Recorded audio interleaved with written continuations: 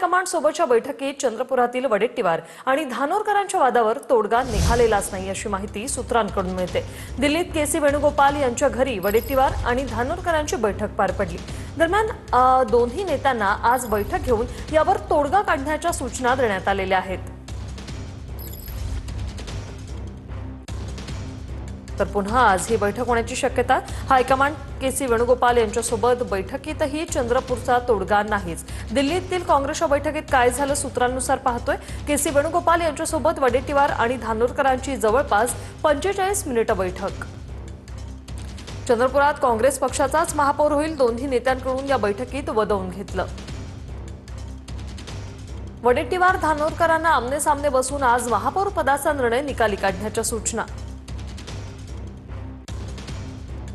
आज पुन्हा दोन्ही नेत्यांची बैठक होण्याची शक्यता, तोडगा निघणार का याकडे लक्ष।